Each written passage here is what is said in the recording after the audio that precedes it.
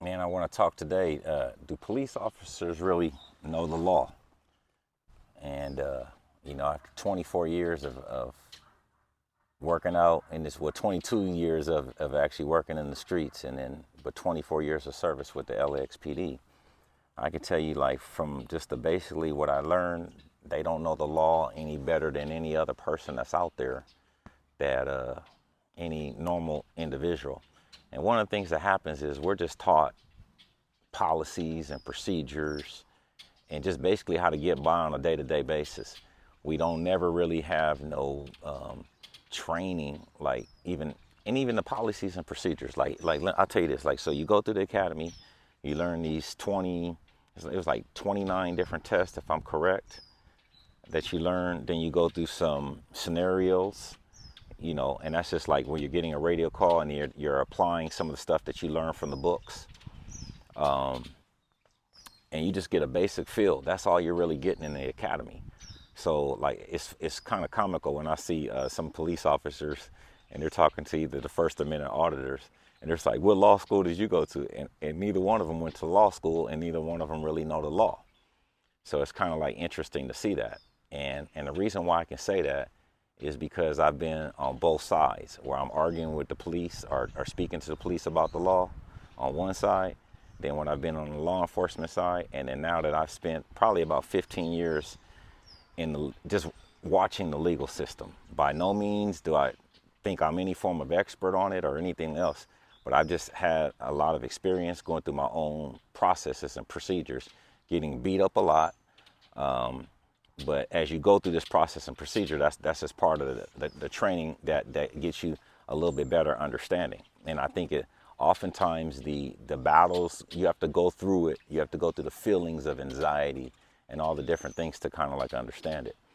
And once I've been through that process, and then I saw where I was at as a police officer, nah, you don't know anything, because I mean, it's just the what happens is we're all arguing outside in the streets, and then sometimes we even think the attorneys know something better. Well, there's a thing called substantive law and a procedural law, and what the attorneys know is procedural law. So oftentimes what you're just going to have is you guys are going back and forth, and citizen may be right, the police officer may be right, but the police officer knows he's really not going to get touched. And then he also knows he has that whole big force behind him, which is these attorneys. So you'll start to see even too, like if you're dealing with the police officers and the low level, you'll have just like a sergeant come out, or maybe even get a response from the chief. But as soon as you see the city attorney and you start getting a letter from them, you know they've now stepped in, and now they're setting it up procedurally to protect the city. And what happens is once it becomes just to protect the city, it's not even necessarily about what's just right or wrong. It becomes a whole procedural issue. So like one of the things that I'm dealing with, and that you have to deal with first, is when you do a lawsuit, you have to frame your pleadings. But then what the city's going to often do is right when you frame your pleadings, and even you plead the causes of action correctly, they're going to play this shell game. So it's like now you have to block all their shots that they're taking at you, and they fire these things called demurs, or motion to dismiss, which jurisdiction you're in. And that's the level that you have to get past.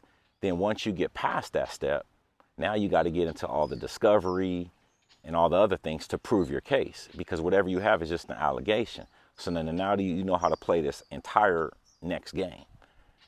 So that's just part of the whole process. So it becomes a battle like that. They have the attorneys. They have some of the best attorneys they can find to navigate this type of system. So like when you're dealing with the city or you're dealing with the police department, that's what you're up against. So then you also have to look at it. If you need a good attorney, $50,000 to $100,000. Now, do you have $50,000 to $100,000? Most folks don't. So that's why I think that's how it gets to almost like an abusive process, where you see the police officers are acting a certain way, everybody's upset, so that's just my take on it. But I would definitely say the police don't know the law no better than anybody else out there. I'd say everybody's pretty much on the same playing ground. The ones that do know the law is them attorneys. That's the ones that know. That's why it gets handed off right to them attorneys. So like and subscribe, and see you in the next video.